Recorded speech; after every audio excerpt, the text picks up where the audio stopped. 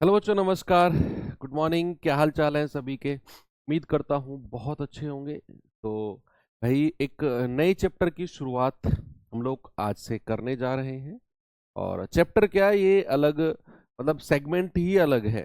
अब तक जो हमने शुरुआत किया, हमने परसेंटेज किया, प्रॉफिट लॉस किया, डिस्काउंट किया, रेशियो एंड प्रोपोर्शन हमारा कंप्लीट हो चुका है। के बाद मैं सीधा आपको लेकर आया हूँ एलसीएम एचसीएफ। जैसा कि मैंने आपको बताया कि हम लोग पहले उन चैप्टर्स को कवर करेंगे जहां से ये बात 101% श्योर है कि सवाल तो यहीं से एक तो बनेगा ही बनेगा, है ना। जैसे परसेंटेज है, भाई कहीं से सवाल बने ना बने, परसेंटेज से एक सवाल तो बनेगा, प्रॉफिट लॉस से एक सवाल बनेगा, डिस्काउंट से एक सवाल बनेगा, रेशियो एंड प्रोपोर्शन से एक सवाल बनेगा। उसके बाद हालांकि पार्टनरशिप और जो मिक्सचर एंड एलिगेशन है वो चैप्टर कराए जाते हैं, लेकिन वहां से आपके एसएससी जीडी जो एग्जाम है उसमें सवाल बनने के जो चांसेस होते हैं थोड़े से कम होते हैं, रेशियो प्रोपोर्शन से बन जाता है। इसीलिए उनको हम लास्ट में करेंगे। लास्ट इन द सेंस, जब हम थोड़ा सा एंड की तरफ जाएंगे उससे पहले आज हम लोग एक ऐसे चैप्टर की शुरुआत करने जा रहे हैं जहां से एक सवाल हर शिफ्ट में और हर बार हर शिफ्ट में एक सवाल पूछा जाता है, पूछा गया है और पूछा जाता रहेगा। तो जब हमें पता है कि यार एलसीएम एचसीएफ से एक सवाल बनना ही बनना है, क्यों ना इस चैप्टर को हम आराम से और बिल्कुल डिटेल में जाकर इसे पढ़ें, बहुत अच्छी प्रैक्टिस के साथ। तो सभी को गुड मॉर्निंग, राम राम, जय हिंद। बच्चे, शुरू करते हैं अपनी आज की क्लास। सभी लोग एक बार जुड़ जाइए।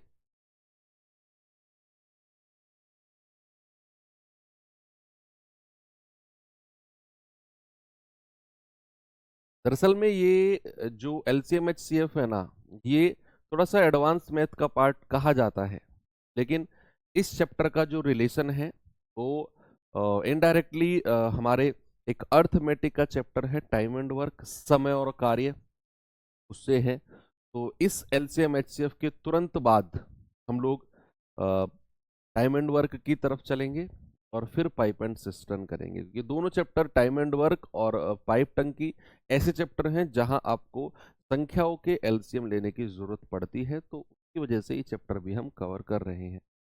ठीक है, तो क्या मैं शुरू कर सकता हूं बच्चे अपने चैप्टर को? हमारा हमारा जो चैप्टर है उसका नाम है एलसीएम, एलसीएम एंड एचसीएफ। ठीक है भाई, एलसीएम एंड एचसीएफ। थोड़ा सा एलसीएम एंड एचसीएफ पढ़ने से पहले, एलसीएम एंड एचसीएफ पढ़ने से पहले दो चीज हैं जो मुझे आपको बतानी है बच्चे। एक तो फैक्टर या एक तो मल्टीपल, या मल्टीपल फैक्टर बाद में। पहले इनकी ना फुल फॉर्म पढ़ लेते हैं कि एलसीएम की फुल फॉर्म क्या होती है।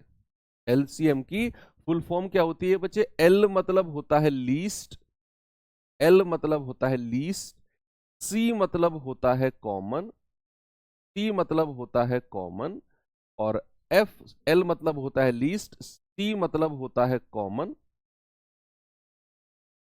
और एम मतलब होता है क्या? मल्टीपल। एम मतलब क्या होता है? एम मतलब होता है मल्टीपल, यानी कि लीस्ट, कॉमन, मल्टीपल, एलसीएम। ठीक है, एलसीएम यानी कि लीस्ट। लीस्ट का मतलब क्या होता है बच्चे? लघुत्तम, लघुत्तम, लघुत्तम यानी कि सबसे छोटा। सब जानते होंगे ना, लघुत्तम मतलब, लघुत्तम मतलब होता है सबसे छोटा, सबसे छोटा। कॉमन मतलब होता है समान, एक जैसा। कॉमन मतलब होता है समान, और मल्टीपल मतलब होता है गुणज। मल्टीपल मतलब क्या होता है? मल्टीपल मतलब होता है गुणज। यानी कि लघुत्तम होना चाहिए, सबसे छोटा होना चाहिए, और समान होना चाहिए, और गुणज होना चाहिए, मल्टीपल होना चाहिए। अभी डेफिनेशन की ही मैं बात कर रहा हूं। अगर बात करें बच्चे एचसीएफ की, एचसीएफ का मतलब होता है एचसीएफ। एच का मतलब होता है हाईएस्ट, हाईएस्ट, टी का मतलब होता है कॉमन, टी का मतलब होता है कॉमन, और एफ का मतलब होता है फैक्टर। एफ का मतलब क्या होता है? फैक्टर। हाईएस्ट मतलब होता है महत्तम, महत्तम। कॉमन मतलब होता है समान, समान। और फैक्टर मतलब होता है गुणनखंड। फैक्टर मतलब क्या होता है? गुणनखंड। यानी कि महत्तम समान गुणनखंड, महत्तम समान गुणनखंड। हाईएस्ट सबसे बड़ा, कॉमन समान, फैक्टर यानी कि गुणनखंड। अब ना यहां हालांकि बुक्स वगैरह में इसको लघुत्तम समापवर्त्य बोलते हैं और इसको बोलते हैं महत्तम समापवर्तक। ठीक है, इसको क्या बोलते हैं? महत्तम समापवर्तक, और इसको बोलते हैं लघुत्तम समापवर्त्य। ये मतलब टिपिकल हिंदी लैंग्वेज का वर्ड होता है लघुत्तम समापवर्त्य और महत्तम समापवर्तक। लेकिन जो इसका बेसिक जो मीनिंग है बच्चे वो ये है। अब इन दोनों में हमने दो चीज कॉमन सी देखी, मतलब जिसे हम बड़े आराम से डिफरेंशिएट कर सकते हैं कि सर इधर लीस्ट है सबसे छोटा, इधर है हाईएस्ट सबसे बड़ा। ठीक है सर, इन दोनों का मतलब हमें पता है। सर इधर कॉमन है इधर कॉमन है, दोनों का मतलब समान होता है। लेकिन सर जो यहां पर हमें परेशान कर रहा है ना, इधर तो मल्टीपल लिखा हुआ है और सर इधर लिखा हुआ है फैक्टर यानी कि गुणनखंड। इधर तो सर मल्टीपल है और इधर फैक्टर है। तो सर हमें सबसे पहले ना ये बताओ कि मल्टीपल मतलब क्या होता है और फैक्टर मतलब क्या होता है। इन दोनों के बीच कौन सी कड़ी है जो इनको जोड़ती है, और क्या इन दोनों के बीच डिफरेंस होता है ना? तो मल्टीपल और फैक्टर के बीच का डिफरेंस चलो सीखते हैं बच्चे। अलग से ही मैं टॉपिक डाल देता हूं। एक तरफ मल्टीपल, एक तरफ मल्टीपल और एक तरफ फैक्टर। ये चीज सीख लोगे ना तो फिर मैं कह रहा हूं कैसा भी क्वेश्चन आ जाए आप दिमाग बड़े आराम से लगा लोगे। बड़े आराम से आप दिमाग लगा सकते हो। ऑप्शन एलिमिनेट करते हैं ना लोग कि ये ऑप्शन सही नहीं हो सकता, वो नहीं हो सकता। इन बेसिक कॉन्सेप्ट्स की वजह से ही ऑप्शन एलिमिनेशन होते हैं बच्चे। मल्टीपल यानी कि गुणज, कोई बताएगा मुझे गुणज क्या होता है? और फैक्टर यानी कि गुणनखंड, गुणनखंड। भाई मल्टीपल क्या होता है? सपोज मैं एग्जांपल से आपको समझाता हूँ। कोई थ्योरी तो हमसे पूछी जानी है नहीं, है ना? हमें चीजें समझ में आनी चाहिए, चाहे एग्जांपल के माध्यम से आए चाहे डेफिनेशन के माध्यम से आए। तो सपोज मैंने लिखा यहां पर 4 और मैंने कहा 4 के गुणज बताओ। 4 के गुणज, मल्टीपल्स ऑफ 4। तो 4 के गुणज पता है क्या होंगे? 4 के गुणज वो होंगे जो संख्या 4 के पहाड़े में आती हो, जो संख्या 4 का गुणज हो, जो संख्या 4 का मल्टीपल हो। बड़ी ही लोकल भाषा में समझो, जो संख्या 4 के पहाड़ा, पहाड़ा तो सबने पढ़ा है ना, जो संख्या 4 के पहाड़े में आती हो वो 4 का मल्टीपल होगी। तो 4 का मल्टीपल क्या होगी? जो संख्या 4 के टेबल यानी कि पहाड़े में आती होगी वो 4 का मल्टीपल होगी। तो वो तो 4 से ही शुरुआत होगी। 4 एकम 4, 4 दूनी 8, 4 तिया 12, 4 चौके 16। और सर ये तो इनफाइनाइट टाइम्स तक जाएगा। चार धाम 40 पे जाके मत रुक जाना। सर पहाड़ा तो 4 धाम 40 तक ही होता है, उसके आगे तो खत्म नहीं। 4 धाम 40 के आगे 4 गुणा 11 44 भी तो होता है, 4 गुणा 12 48 भी तो होता है, 4 गुणा 13 52 भी तो होता है, 4 गुणा 14 56 भी तो होता है। ऐसे तो चीजें इनफाइनाइट टाइम्स तक जाएंगी, है ना? तो जो संख्या 4 के पहाड़े में आएंगी वो 4 का मल्टीपल होंगी। सपोज फॉर एग्जांपल मैंने कहा जरा मुझे बताओ 10 के मल्टीपल क्या क्या होंगे। सर जो संख्या 10 के पहाड़े में आएंगी, 10 दूनी 20, 10 तिया 30, और ऐसे चल के इनफाइनाइट टाइम्स तक। जरा मुझे बताना 24 के मल्टीपल क्या होंगे। 24 एकम 24, 24 दूनी 48, 24 तिया 72, 24 चौके 96। सर ये भी इनफाइनाइट टाइम्स तक। तो किसी भी संख्या का मल्टीपल किसी भी संख्या का मल्टीपल अगर मैं आपसे पूछूं तो आप उस संख्या का पहाड़ा यानी कि टेबल लिखना शुरू कर दो, that are called multiples of that number. ठीक है, उस संख्या के गुणज वही हो जाएंगे। तो गुणज की बात समझ में आ गई। देखो यहां से एक चीज हमको क्लियर हो गई कि गुणजों की संख्या लिमिटेड होती है या अनलिमिटेड। इस बात का जवाब मुझे आप ही दे दोगे। अगर मैं आपसे कहूं कि गुणज यानी कि मल्टीपल्स की संख्या, कि अगर मैं पूछूं कि कितने मल्टीपल्स होंगे, तो क्या आप कहोगे सर ये लिमिटेड है यानी कि हम काउंट कर सकते हैं, या अनलिमिटेड है सर हम काउंट ही नहीं कर सकते, इतने सारे मल्टीपल होंगे। तो अगर किसी भी संख्या के मल्टीपल्स की बात की जाए, हमेशा याद रखना मल्टीपल्स इनफाइनाइट होते हैं, यानी कि unlimited. Unlimited multiples of any number, यानी कि किसी भी संख्या के गुणज, इंग्लिश वाले बच्चे लिखेंगे multiples of any number are unlimited. ठीक है, किसी भी संख्या के मल्टीपल्स, किसी भी संख्या के मल्टीपल्स अनलिमिटेड होते हैं, अनलिमिटेड होते हैं। यानी कि उनको हम ये नहीं कह सकते कि 10 होंगे, 20 होंगे, 30 होंगे, 40 होंगे, 50 होंगे। अनलिमिटेड मल्टीपल्स, क्योंकि भाई देखो भाई किसी भी संख्या का पहाड़ा पढ़ते जाओ, इनफाइनाइट टाइम्स तक पढ़ता चला जाएगा। तो मल्टीपल्स का मतलब क्लियर है। अब आते हैं गुणनखंड यानी कि फैक्टर की तरफ। बच्चे फैक्टर, सपोज मैंने आपसे पूछा 6 के फैक्टर बताओ, तो 6 के गुणनखंड मैंने आपसे पूछा, 6 के फैक्टर, तो क्या होंगे 6 के फैक्टर। अब बात आती है फैक्टर की। बच्चे फैक्टर का मतलब होता है वो संख्या, जैसे 6 के फैक्टर हैं तो वो सारी संख्या जिनके पहाड़े में 6 आता हो, जिनके पहाड़े में 6 आता हो, तो वो संख्या 6 से छोटी ही होंगी। भाई 6 से बड़ी तो कोई संख्या नहीं है ना जिसके पहाड़े में 6 आता हो।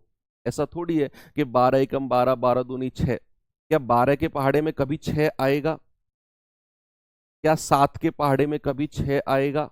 मतलब इंडिपेंडेंट 6 चाहिए हमको। जैसे मैं 2 का पहाड़ा पढ़ने लगूं, 2 एकम 2, 2 दूनी 4, 2 तिया 6, 2 चौके 8, ये इंडिपेंडेंट 6 आ गया।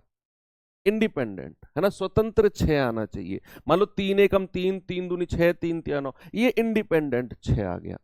जिनके पहाड़े में 6 आता हो उनको कहते हैं बच्चा हम फैक्टर। हालांकि ये चैप्टर हम नंबर सिस्टम में अलग से भी पढ़ेंगे, अलग से भी पढ़ेंगे नंबर ऑफ फैक्टर्स, गुणनखंडों की संख्या। लेकिन अभी यहां हल्का सा आप समझो, अगर मैं 6 के गुणनखंड आपसे पूछ रहा हूं तो वो सारी संख्या जिनके पहाड़े में 6 आता हो। तो याद रखना 1 से शुरुआत होगी। 1 जो होगा वो सबका फैक्टर होगा, सबका। 2 के पहाड़े में 6 आता है सर, बिल्कुल, 2 तिया 6।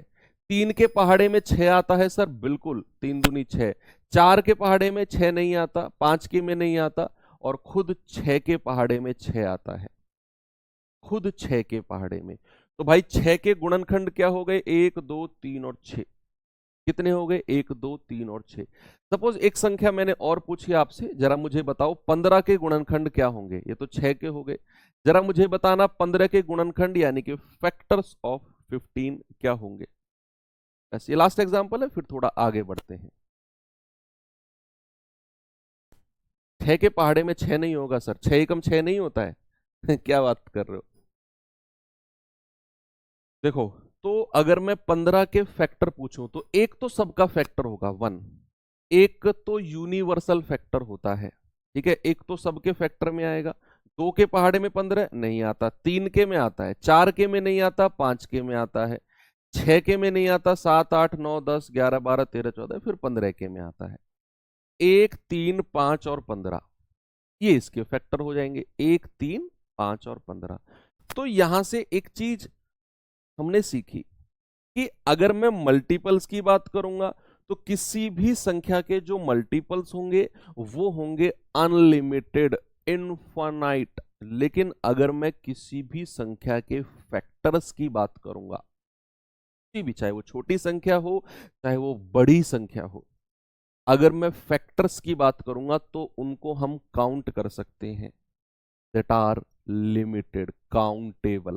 ठीक है, तो हम कह सकते हैं factor of any number are countable या आर लिमिटेड। इंग्लिश वाले बच्चे लिख लो, हिंदी वाले क्या लिखेंगे या बाइलिंगुअल वाले क्या लिखेंगे कि किसी भी संख्या के फैक्टर, किसी भी संख्या के फैक्टर्स फैक्टर्स लिमिटेड होते हैं। किसी भी संख्या के जो फैक्टर्स होते हैं लिमिटेड होते हैं, या फिर आप कह सकते हो सर काउंटेबल, उनको हम काउंट कर सकते हैं। भाई कोई भी संख्या आप उठा लो, उसके फैक्टर होंगे जिन्हें आप काउंट कर सकते हो, चाहे वो संख्या में ज्यादा हो, लेकिन वो उनका एक फिक्स नंबर होगा कि भाई फलाने इसके फैक्टर हैं। लेकिन मल्टीपल्स अगर मैं कहूं कितने मल्टीपल हैं, तो आप बता ही नहीं सकते हो कि कितने मल्टीपल हैं। फैक्टर्स की एक संख्या आप बता सकते हो। ठीक है, तो ये हो गया इन दोनों के बीच डिफरेंस के मल्टीपल और फैक्टर के बीच का डिफरेंस होता क्या है। ठीक है, अब चलते हैं अपने पीछे जो जहां से हमने शुरू किया था। तो बच्चे अब मैंने कहा लीस्ट कॉमन मल्टीपल और हाईएस्ट कॉमन फैक्टर। तो मल्टीपल और फैक्टर के बीच डिफरेंस समझ में आ गया ना। यानी कि जब मैं एलसीएम की बात करूंगा तो मैं मल्टीपल्स ढूंढूंगा, और जब मैं फैक्टर की बात करूंगा एचसीएफ की, तो मैं फैक्टर्स ढूंढूंगा।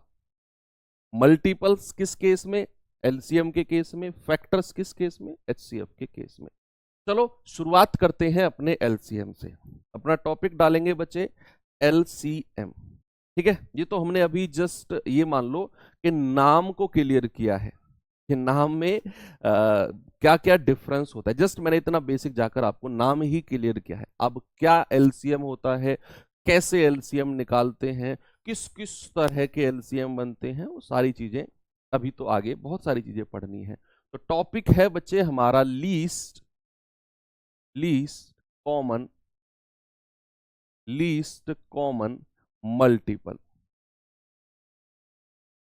मल्टीपल यानी कि एलसीएम। ठीक है, लीस्ट कॉमन मल्टीपल। नाम मैंने क्लियर कर दिया कि लीस्ट यानी कि सबसे छोटा होना चाहिए, कॉमन यानी कि समान होना चाहिए, और मल्टीपल यानी कि गुणज होना चाहिए। बच्चे मैं कुछ संख्या लिख रहा हूं, मैंने कहा 4 और 6। मैंने कहा बताओ 4 और 6 का एलसीएम क्या होगा। 4 और 6 का एलसीएम होगा क्या, what will be the LCM of 4 and 6। तो आप क्या करोगे, एलसीएम पूछा है ना मैंने, तो मल्टीपल्स की बात होगी, तो आप 4 के मल्टीपल्स लिखते चले जाओ। 4 के मल्टीपल क्या होंगे, 4 एकम 4, 4 दूनी 8, 4 तिया 12, 4 चौके 16, 4 पंजे 20, 4 छिंग 24, 4 सत्ते 28, 4 अट्ठू 32, 4 नाम 36, और ये चीजें आगे बढ़ती चली जाएंगी। मैं 6 का पहाड़ा पढ़ूं तो 6 एकम 6, 6 दूनी 12, 6 तिया 18, 6 चौके 24, 6 पंजे 30, 6 छिंग 36, और ये चीजें आगे बढ़ती चली जाएंगी। इनफाइनाइट है, कहां तक लिखूं मैंने यहीं तक लिखा। अब मैं अपनी डेफिनेशन पे आता हूं बच्चे, एक एक वर्ड पढ़ो क्या उसने बोला। सबसे पहले आप क्या पढ़ो, लास्ट से पीछे से आगे की तरफ आएंगे, इधर से इधर की तरफ चलेंगे हम। हमने निकाला मल्टीपल निकाल दिए हमने। अब आते हैं सेकंड नंबर, पीछे से चलते हैं। सेकंड नंबर पे क्या है, कॉमन।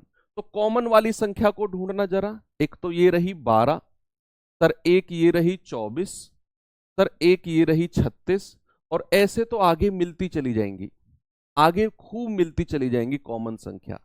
मैंने पीछे से आगे की तरफ आया हूं, मल्टीपल्स। तो सबसे पहले मैंने मल्टीपल्स निकाल दिए 4 और 6 के। फिर बात आती है कॉमन की, तो मैंने कॉमन संख्या ढूंढ ली। हालांकि बहुत सारी मिलेंगी क्योंकि ये इनफाइनाइट तक जाएगा, लेकिन जैसे ही मैं पहले वर्ड की तरफ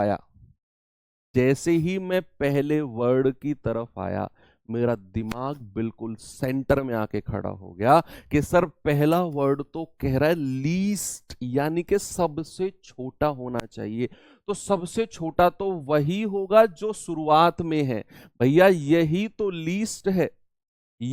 लीस्ट है, और इन दोनों में कॉमन भी है, और इन दोनों का मल्टीपल भी है। और इन दोनों का मल्टीपल भी है, यानी कि यही मेरा क्या होगा, यही मेरा एलसीएम हो जाएगा। ऐसे बनते हैं एलसीएम, ऐसे बना एलसीएम।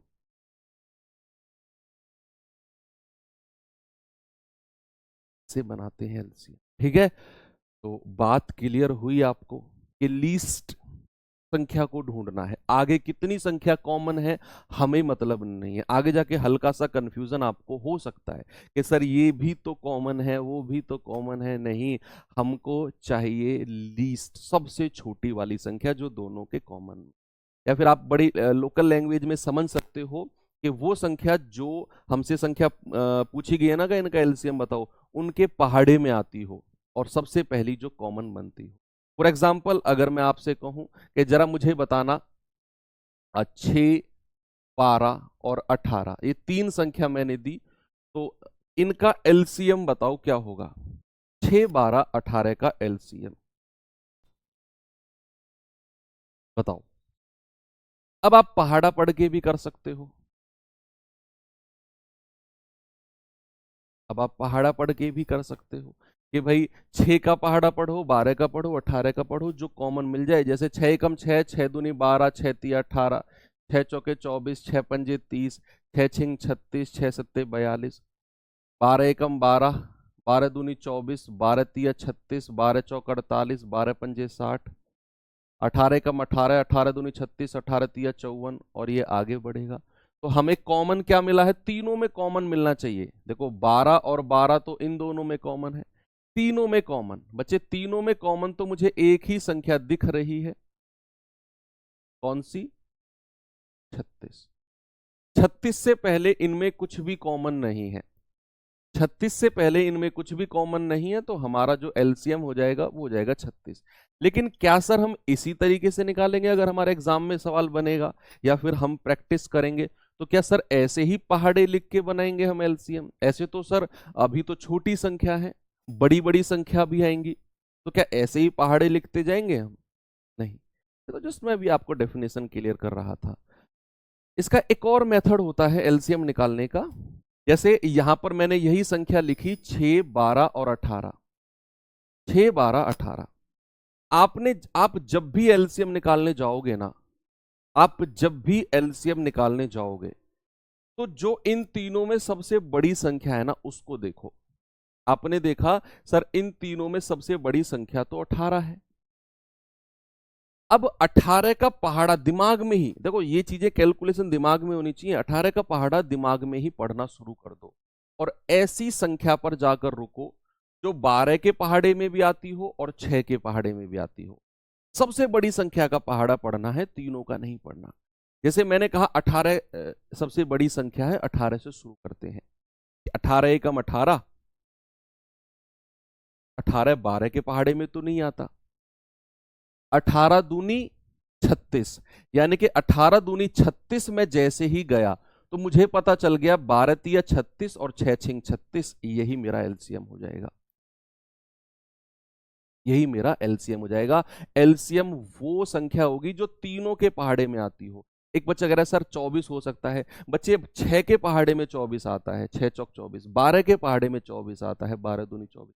क्या 18 के पहाड़े में 24 आता है? 18 दूनी 24 होता है क्या? नहीं, 18 के पहाड़े में 24 आता ही नहीं है। एक बच्चा कह रहा है सर 18 होगा, बच्चे 18 एकम 18, 6 के पहाड़े में 18 आ गया। क्या 12 के पहाड़े में 18 आता है? 12 दूनी 18 होता है क्या? नहीं ना। तो हमें वो संख्या चाहिए जो तीनों के पहाड़े में आती हो, जो तीनों के टेबल में आती हो। इसी के साथ भी नाइंसाफी नहीं करेंगे। ओके, चलो ऐसे ही मैं 3-4 और एग्जांपल आपको प्रैक्टिस कराता हूं, फिर अपना वही बेसिक मेथड सीखेंगे जो हम सीखते हुए आए हैं। ओके, तो या इसी से ही मैं आपको एग्जांपल बता देता हूं। जैसे मैंने यहीं पर 6, 12, 18 लिया, मैंने कहा इनका एलसीएम बताओ। तो अपना एलसीएम का देखो, एलसीएम के दुनिया भर के मेथड हैं, आप अपना वही बेसिक मेथड लगाओ जो आप चौथी, पांचवी, छठी क्लास में पढ़ते हुए आए हो, है ना। ये एलसीएम का मेथड ऐसा है जो बचपन से हमको लिखवाया जाता है, और मैं कह रहा हूं उससे बेस्ट मेथड नहीं है कुछ भी, उसकी एक्यूरेसी पावर सबसे बेस्ट है। तो आपने क्या करना है, अपने उसी मेथड से जाना है। जैसे यहां से क्या करेंगे, भाई 2 से स्टार्ट करेंगे, 2 तिया 6, 2 छिक्के 12, 2 नाम 18। फिर 2 से जाएंगे, जो संख्या 2 से नहीं कटेगी उसको ऐसे ही लिख लो, जैसे 3 नहीं कट रही ऐसे लिख लो। फिर 2 से जाएंगे, 2 तिया 6। अब ये 2 से 9 नहीं कट रहा तो 9 को ऐसे ही लिख लो। अब 3 से आ जाओ, 3 एकम 3, 3 एकम 3 और 3 तिया 9। अब 3 से आ जाओ, 1 1 और 1। जब तक नीचे 1 1 1 ना आ जाए आपको ये करते रहना है।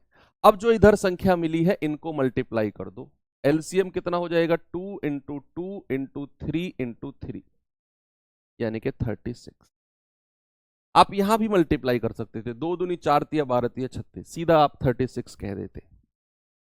ये आपका ट्रेडिशनल मेथड है इस सवाल को करने का। एक एग्जांपल मैं आपको और देता हूं, जरा बताना मुझे।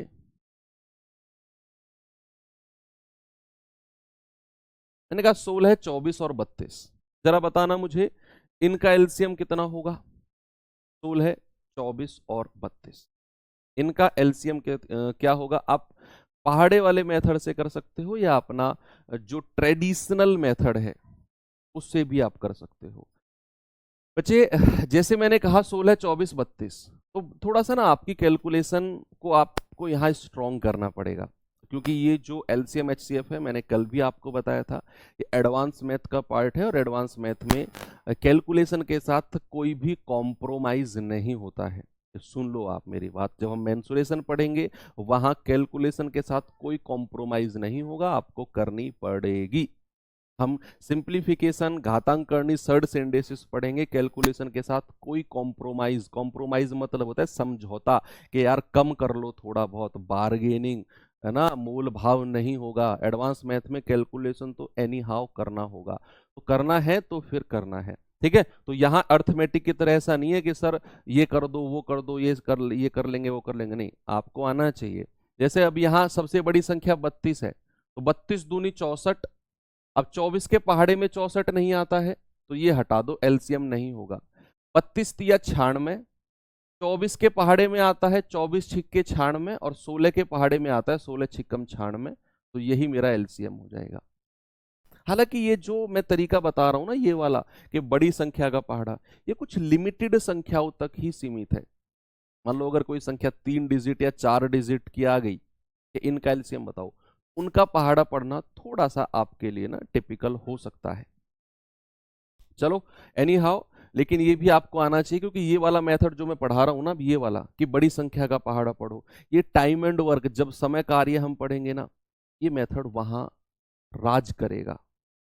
सच में ये मेथड वहां राज करेगा, किंग रहेगा मेथड वहां पर। तो आप इसे वैसे भी कर सकते हो कि 16, 24 और 32, भाई 4 से 8, 4 8 से चले जाएं, क्योंकि तीनों संख्या 8 से कट रही हैं।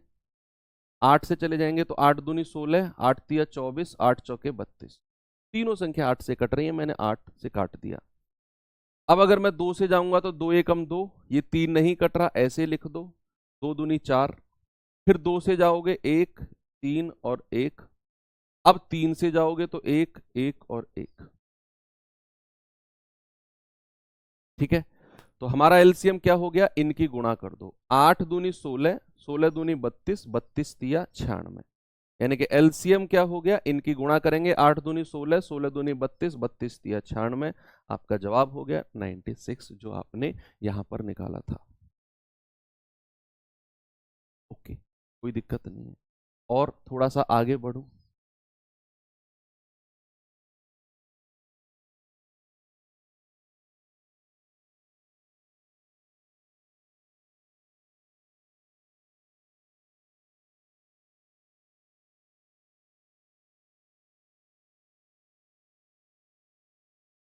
इन संख्याओं का एलसीएम बताना मुझे। 102, 306 और 816, मैंने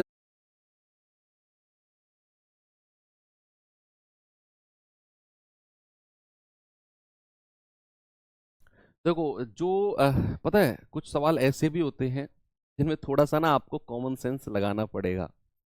और एलसीएम उनका फटाक से आ जाएगा। दिखने में लगेगा कि वो संख्या बहुत ही ज्यादा टिपिकल है, एलसीएम परेशान करेगा सर इनका, लेकिन उनका एलसीएम निकालना लिटरली बहुत आसान होता है अगर हम थोड़ा सा ज्यादा गहराई में जाके ना सोचें।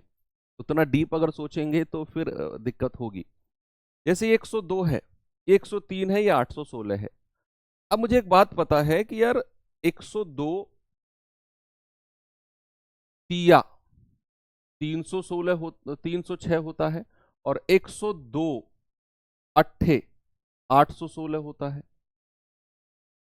यानी कि जब मैं बड़ी संख्या का पहाड़ा पढ़ूंगा 816 एकम 816, 816 एकम 816, तो कहीं ना कहीं चीजें हमारे लिए आसान हो सकती हैं। या फिर मैं ऐसे भी अगर कहूं तो 102 306 और 816 अगर मैंने यहां लिया, तो ये जो 102 है ना, ये इसको भी काटता है और इसको भी काटता है, तो पूरा 102 ही आप कॉमन ले लो, पूरा 102 कॉमन ले लो। तो 102 एकम 102, 102 तिया 306 और 102 अट्ठे 816। अब यहां से मैं 3 से लूंगा तो 1 1 और 8, और अब यहां से 8 से ले लो 1 1 और 1, इनकी गुणा करेंगे, यही हमारा एलसीएम हो जाएगा, यही हमारा एलसीएम हो जाएगा, कोई दिक्कत नहीं। ठीक है,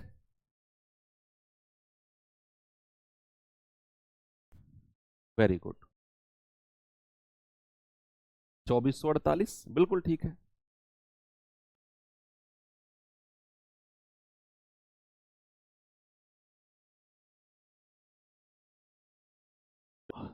एलसीएम इस तरीके से आप निकाल सकते हो आराम से। अब ये वाला मेथड ना दिमाग में रखना, वैसे ये बहुत बहुत बहुत ज्यादा आपके काम आने वाला है। अब मैं थोड़ा सा और आगे आपको लेकर चलता हूं, एक स्टेटमेंट लिखवाता हूं।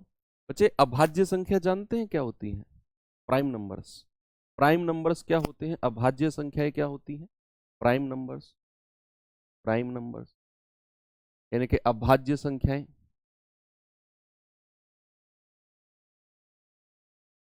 अभाज्य संख्याएं, हालांकि हल्का आइडिया आपको मैंने पहले भी दिया हुआ है कि प्राइम नंबर्स क्या होते हैं। जो संख्या या तो 1 से कटे या फिर स्वयं से। तो जो संख्याएं जो संख्याएं या तो 1 से या तो 1 से,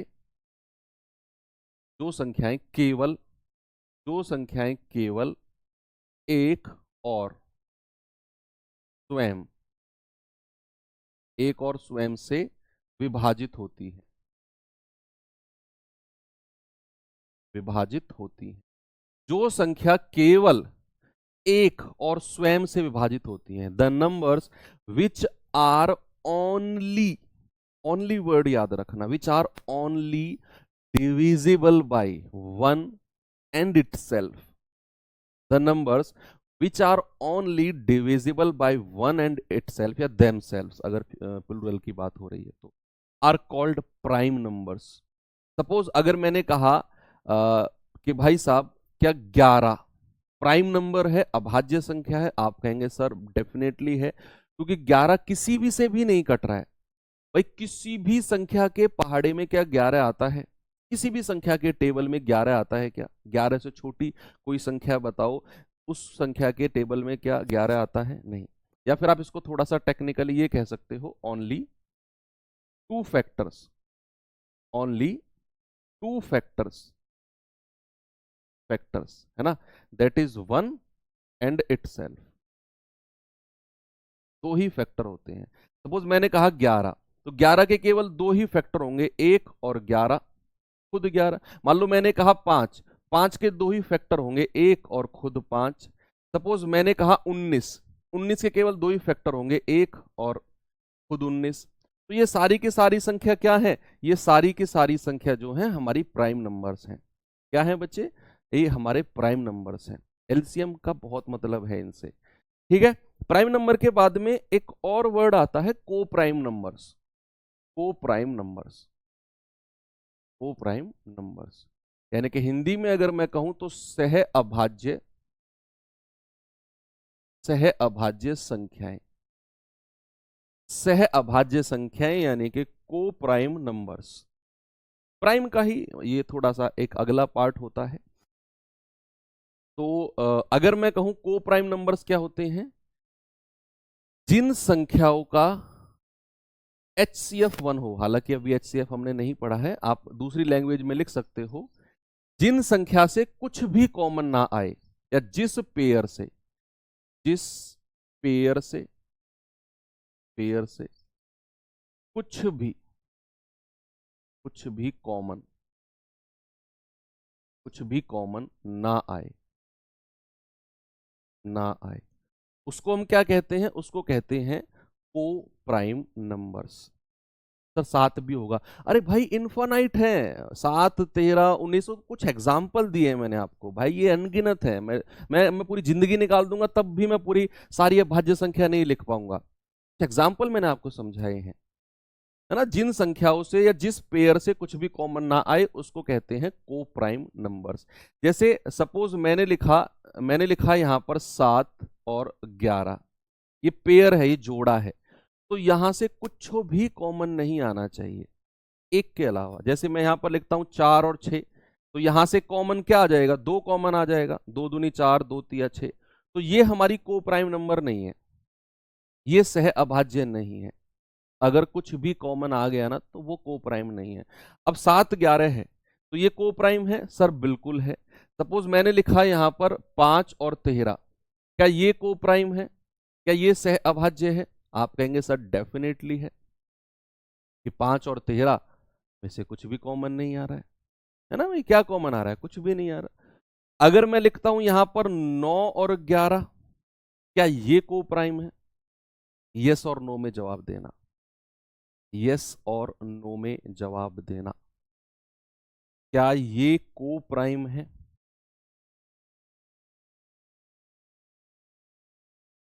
तो समझ के देना।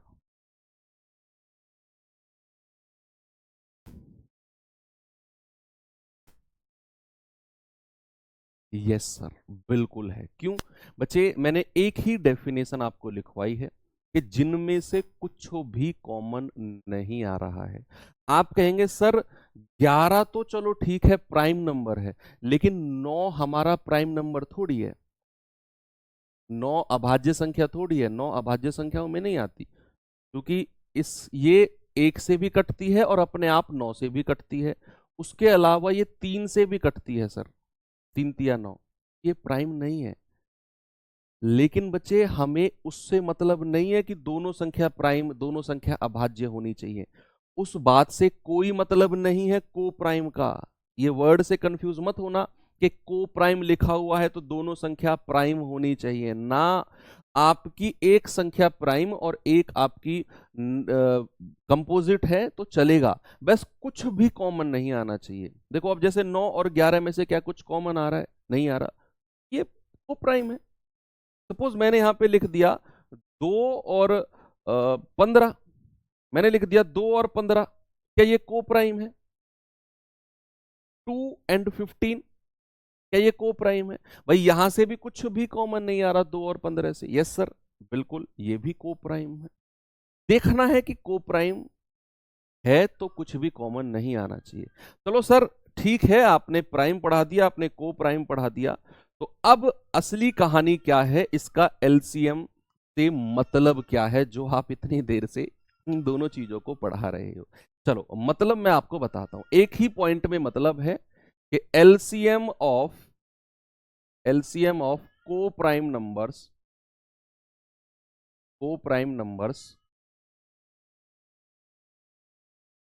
Is the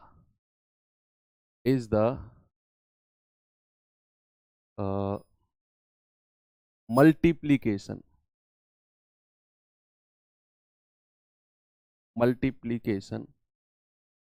of the numbers। ठीक है, तो सह अभाज्य संख्याओं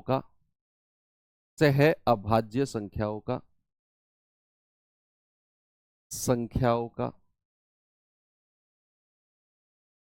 एलसीएम, उनका गुणनफल होता है, उनका गुणनफल ही होता है। आपको कोई ज्यादा दिमाग लगाने की जरूरत नहीं है, ऐसे सवाल एग्जाम में बने हैं और लेटेस्ट में बने हैं। भाई साहब, बच्चे अपना टाइम वेस्ट कर गए 2-2 मिनट, लेकिन वो को प्राइम नंबर्स थे, सीधा मल्टीप्लाई करके एलसीएम आना था। सपोज अगर मैंने आपसे कहा जरा मुझे बताओ 11-19 का एलसीएम, 11-19 का एलसीएम, आपका जवाब होगा सर सीधा 11 गुणा 19 कर दो, क्योंकि 11 और 19 जो है ये को प्राइम है, ये सह अभाज्य है। इनका एलसीएम क्या होगा, सीधा आप क्या करेंगे, मल्टीप्लाई कर देंगे। बच्चे सपोज अगर मैंने कहा 13 और 90, भाई 13 और 90 का एलसीएम बता दो क्या होगा, 13 और 90 का।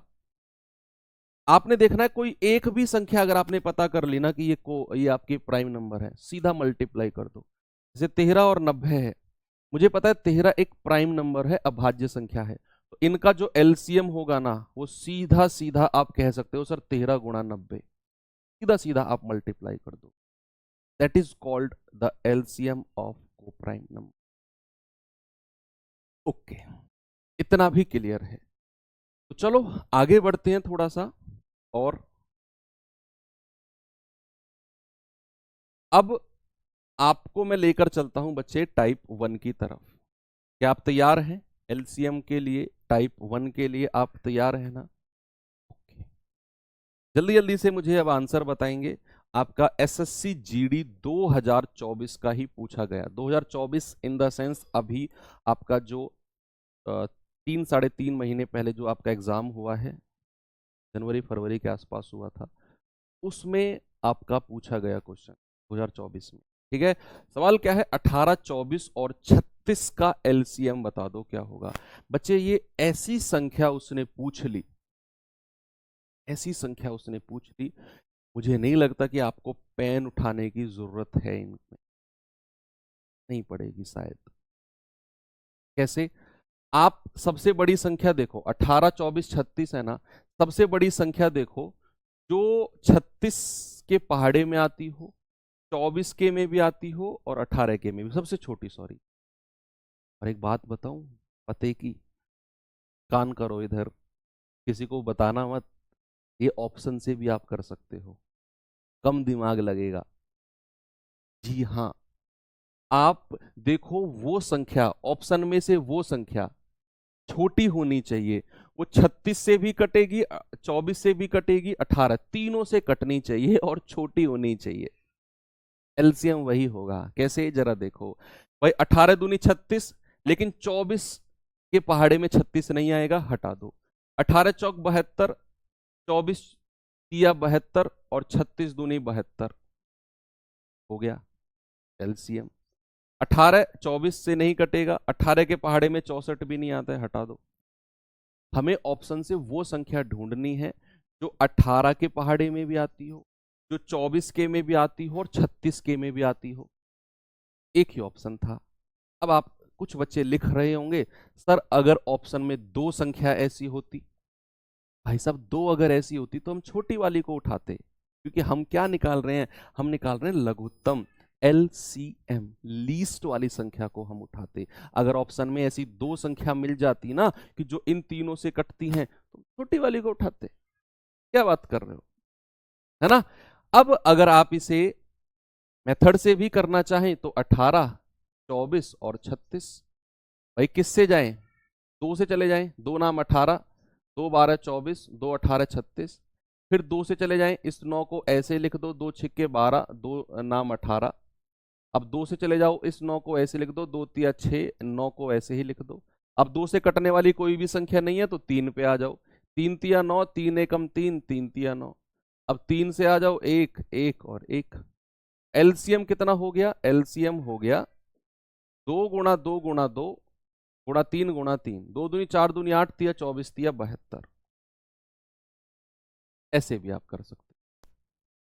आप ऐसे भी कर सकते हो कि 18, 24 और 36 तो 36 एकम 36, 24 के पहाड़े में नहीं आता है। 36 दूनी 72, 24 तिया 72, 18 चौक 72, यही मेरा एलसीएम हो जाएगा।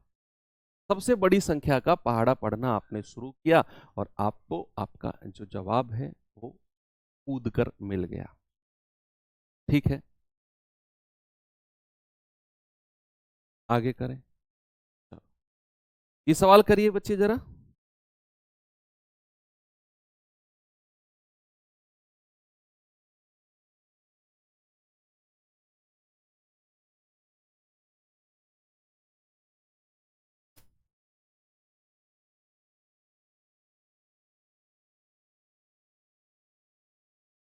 सर हम लोगों के टाइम पे ऐसा क्वेश्चन नहीं पूछेगा। क्यों भाई, तुमने बहस खोल ली एग्जामिनर की? क्या कर दिया तुमने ऐसा? एग्जामिनर के सर पे टपली मार के भाग गए तुम कि तुम्हारी बार को ऐसे सवाल नहीं पूछेगा? तो पर्सनली दुश्मनी तो होनी चाहिए ना ये बात कहने के लिए। 4 महीने पहले सवाल पूछा, 2023 में भी एलसीएम से ऐसे ही सवाल पूछे, 2022 में भी ऐसे ही पूछे। इस बार ऐसी कौन सी क्रांति आ जाएगी भाई जो तुम्हारी बार को नहीं पूछेगा? ये वाला सेंटेंस जो है ना, ये मैं बहुत सालों से सुनता आ रहा हूँ कि जो बच्चा तैयारी करता है ना वो कहता है यार प्रीवियस ईयर में आसान था, मेरी बार को नहीं आएगा, मेरी बार को हार्ड आएगा। उसकी बार को भी वैसा ही आता है। लेकिन वो ये सेंटेंस अपने दिमाग में रखता है अपने दिल को तसल्ली देने के लिए कि उसका जब एग्जाम हुआ होगा ना, भाई जब बहुत हार्ड था, पीछे का तो आसान पेपर थे, चाहे उसका भी आसान हो। अगर उसका अच्छा चला गया अलग बात है, बेकार चला गया तो वो यही वर्ड यूज करता है, बहुत हार्ड था भाई। ऐसा ही आएगा, डोंट वरी। 120, 240 और 480 का लघुत्तम समापवर्त्य बताओ, क्या होगा? भाई वो संख्या बता दो ऑप्शन में से जो इससे भी कटती हो, इससे भी कटती हो, इससे भी कटती हो। 120, 12 अट्ठे 96, 24 चौके 96 और 48 दूनी 96, 960 ही है या फिर उससे भी छोटी कुछ होनी चाहिए? 240 है क्या? 12 दूनी 24, 240 एकम 240, लेकिन 48 के 480 के पहाड़े में नहीं आता। 1800 को हटाओ, उससे पहले 480 को चेक कर लो। 12 चौके 48, 24 दूनी 48 और 48 एकम 48। अब ये दो संख्या ऐसी हो गई, ऑप्शन ए और ऑप्शन डी, ऑप्शन ए और ऑप्शन डी ऐसी संख्या हो गई जो हमारी इन तीनों से कटती हैं। लेकिन हमको चाहिए लीस्ट, लीस्ट दोनों में छोटी। दोनों में छोटी कौन सी? 480। ऐसे लगा देंगे। मेथड से जाना चाहो तो मेथड से आ जाओ। बच्चे तीनों के लास्ट में एक एक जीरो है ना, देखो तीनों के लास्ट में एक एक जीरो है ना, तो पूरा 10 बाहर ले लो, तो यहां कितना आएगा? 12, यहां 24 और यहां 48 है ना। तीनों के लास्ट में जो एक कॉमन जीरो है उसको पहले ही हमने हटा दिया, तो संख्या हमारी छोटी बन गई। अब क्या करेंगे? अब 12 से ले लो, देखो 12 आ जाएगा ना तीनों में से कॉमन, तो 12 एकम 12, 12 दूनी 24, 12 चौक 48। अब 2 से आ जाओ, 1, 2 एकम 2, 2 दूनी 4। अब फिर 2 से आ जाओ, 1, 1 और 1। अब गुणा करना चला, 10 गुणा 12 होता है 120 और 2 दूनी 4 और 12 चौक 48, 480। 480 आप ऐसे भी कर सकते हो कि तीसरा मेथड भी बता देता हूं। तीनों संख्या मेरे पास है, सबसे बड़ी संख्या का पहाड़ा पढ़ो। 480 एकम 480, क्या 240 से कटती है ये? यस। 240 दूनी होता है 480। 120 से कटती है क्या ये? यस। 12 चौक 48, 4 बार। तो सर मेरा जो एलसीएम है वो 480 ही हो जाएगा। तो आप कोई सी भी अप्रोच लगा सकते हो अकॉर्डिंग टू क्वेश्चन। ये सवाल देखिए जरा, बताएंगे बच्चा जल्दी से इसका जवाब?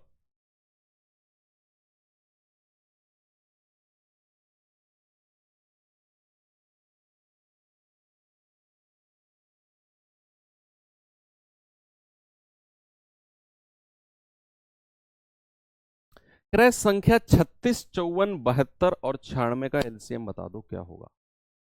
ऑप्शन से आप कर लो।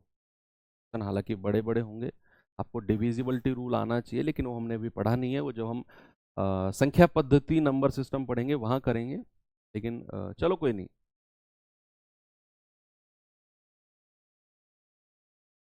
तो इसका आंसर मुझे लग रहा है 864 होगा। 864। क्यों? क्योंकि हमें वो संख्या निकालनी है, हमें वो संख्या निकालनी है जो 36 से भी कटती हो, 54 से भी कटती हो, भाई सबके पहाड़े में आएगी, 72 से भी कटती हो और 96 से भी कटती हो। इन चारों संख्याओं से कटनी चाहिए, वो ऑप्शन में से होनी चाहिए। अब मुझे पता है कि अगर संख्या 36 से कट रही है, अगर संख्या 36 से कट रही है, तो 36 को मैं ऐसे लिख सकता हूं 9 चौके 36, 9 चौके 36। यानी कि संख्या अगर 36 से कट रही है तो वो 9 से भी कटनी चाहिए। अगर संख्या 36 से कट रही है ना ऑप्शन में से, वो 9 से भी कटनी चाहिए। और 9 से कटने का एक रूल होता है, याद कर लो अभी, हालांकि वो मैं बाद में पढ़ाऊंगा, लेकिन अभी याद कर लो कि 9 का कटने का जो रूल होता है ना, 9 का डिविजिबिलिटी रूल, वो होता है अंकों का योग। कोई भी संख्या अगर आपने चेक करनी है ना कि ये 9 से कट रही है कि नहीं, उसके अंकों को जोड़ो और देखो उसके अंकों का योग अगर 9 से कट रहा है तो वो संख्या भी 9 से कटेगी, और उसके अंकों का योग अगर 9 से नहीं कट रहा तो वो संख्या भी 9 से नहीं कटेगी। तो मैंने कहा कि मुझे वो संख्या चाहिए जो इन चारों से कटे। तो मैंने कहा यार संख्या अगर 36 से कटेगी ना तो वो 9 से भी कटेगी, 9 चौके 36 कंपलसरी है। अंकों का योग देखना, 6 और 4 10 और 1 11, 9 से तो नहीं कट रहा, हटा दो। 6 और 4 10 और 7 17, ये भी 9 से नहीं कट रहा, हटा दो। 6 और 4 10 और 8 18, ये 9 से कट रहा है। 6 और 4 10 और 9 19, 9 से नहीं कट रहा, हटा दो। एक ही ऑप्शन है जो 9 से कट रहा है, 3 ऑप्शन तो वैसे भी हट गए, तो जो बचा उसकी मजबूरी है आंसर होना। इस ऑप्शन की मजबूरी है आंसर होना, और कोई विकल्प है ही नहीं, तीनों ऑप्शन आपने काट दिए। चलो आप बेसिक से भी जा सकते हो कि 36 54 72 और 96। भाई अगर मैं 9 से 2 से चला जाऊं, 4 से चला जाऊं, या 2 से ही चलते हैं, चलो 2 से जाएगा 18 27 36 और 48। 3 से चले जाएं अब, 3 छिंग 18, 3 नाम 27, 3 12 36, 3 24 48। फिर 3 से आ जाओ, 3 दूनी 6, 3 तिया 9, 3 चौके 12, 3 अट्ठू 24। 2 से आ जाओ 1 3, 2 दूनी 4, 2 चौके 8। अब 2 से आ जाओ 1 3, 2 एकम 2, 2 दूनी 4। अब 2 से आ जाओ 1 3 1 और 2 एकम 2। और अब 3 से आ जाओ 1 1 1 1, और जो संख्या मिली इनको गुणा कर दो। कितना आएगा? 2 तिया 6 तिया 18 दूनी 36, 36 तक यहाँ पे लिख दो, और 2 दूनी 4 तिया 12 है, 3 दूनी 6 दूनी 12 दूनी 24, 2 तिया 6 तिया 18 ऐसे लिख दो, 2 दूनी 4 दूनी 8 तिया 24। कुछ गड़बड़ किया है क्या हमने एलसीएम? हाँ गलत हो गया कुछ, चलो देखते हैं, मैं चेक कर लेता हूँ, डोंट वरी। 18 दूनी 36, 27 दूनी 54, 36 दूनी 72, 48 दूनी 96। 3 छिंग 18, 3 नाम 27, 3 12 36, हाँ ये आ गया ना, 16 आएगा ये 16 आएगा, 16 तिया 48। कोई नहीं, 3 दूनी 6, 3 तिया 9, 3 चौके 12 और 16 को ऐसे ही उतार दो। 2 एकम 2, 3 ऐसे ही उतार दो, 2 दूनी 4 और 2 अट्ठू 16।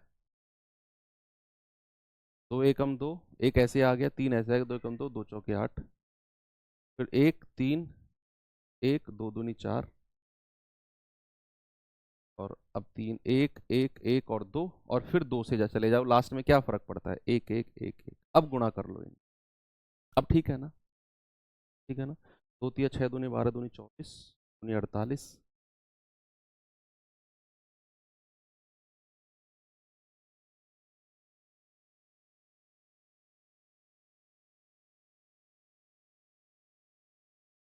है ना भाई? मैंने क्या किया, 2 तिया 6 दूनी 12 दूनी 24 दूनी 48 को एक तरह एक जगह लिख दिया, 2 तिया 6 6 तिया 18 को एक जगह लिख दिया, एलसीएम आ गया 824। ऐसे भी आप कर सकते हो, ठीक है, कोई दिक्कत नहीं है। हाँ, एक और मैं अब तरीका बता देता हूँ आपको एलसीएम निकालने का, इसका देख लो। वो थोड़ा सा हो सकता है कि आपको इतनी सारी संख्याओं को कम कर दे। देखेंगे जरा, तरीके बहुत हैं एलसीएम निकालने के यार, कम से कम 5-6 तरीके तो अभी और मुझसे आते हैं, लेकिन ज़्यादा में घुसने की ज़रूरत नहीं है। आप ये बेसिक मेथड मैं कहूँगा रखो अपने पास, ये बहुत ही ज़्यादा कीमती मेथड है। जैसे संख्या मेरे पास है 36, 54 और 72 और 96। बच्चे आप क्या करो ना, आप इन चार संख्याओं का एक साथ एलसीएम निकालने से बढ़िया है इनमें से 2-3 संख्या ऐसी ढूंढ लो जिनका एलसीएम बड़ा कॉमन हो। जैसे मुझे पता है कि यार 36 है और 72 है, अगर मैं इन दोनों का एलसीएम निकालूंगा, भाई 36 दूनी 72, इन दोनों का एलसीएम तो 72 ही होगा। होगा कि नहीं? इन दोनों का एलसीएम तो 72 ही होगा। या फिर उससे भी और आगे आप अगर सोचोगे, ठीक है आप इनको ही रखो 72। अब मेरे पास संख्या बची है 54 और इन दोनों को मिलाकर आपने 72 एलसीएम लिख दिया है और यहां पर 96। अब आप क्या कर सकते हो, अब आप इन दोनों का एलसीएम एक साथ निकाल सकते हो मल्टीपल से, पहाड़ा पढ़ के, है ना, कि भाई 72 और 54 से कटने वाली संख्या, 72 और 54 से कटने वाली संख्या कितनी होती है ना, वो आप निकाल सकते हो और फिर उसका 96 के साथ कर सकते हो। ऐसे भी आप कर सकते हो अगर आपको इतने लंबे मेथड से नहीं जाना है तो, है ना, या फिर आप इन तीनों का भी एक साथ निकाल सकते हो, उससे भी कोई प्रॉब्लम नहीं है। ठीक है, तो बहुत सारी चीजें हैं जिन्हें आप खुद से मॉडिफाई करके बना सकते हो। इन दोनों का एलसीएम बना लेना, फिर जो यहां से संख्या मिले उसको 96 के साथ बना लेना एलसीएम। चलो, टाइम हो गया क्या? यस। एक सवाल मैं अब आपको होमवर्क दे देता हूं बच्चे, तो कर लेना आप। कल कल को हम यहीं से आगे बढ़ेंगे। आज पहली क्लास थी तो बहुत बेसिक चीजें मैंने आपको बताई कि एलसीएम क्या होता है। कल हम आते ही क्या करेंगे, एक दो सवाल इसके करेंगे और फिर एचसीएफ पढ़ेंगे कि एचसीएफ क्या होता है। ओके, तो उम्मीद करता हूँ चीज़ें बहुत बढ़िया लगी होंगी। बाकी मिलते हैं अब कल के सेशन में। Thank you, bye bye.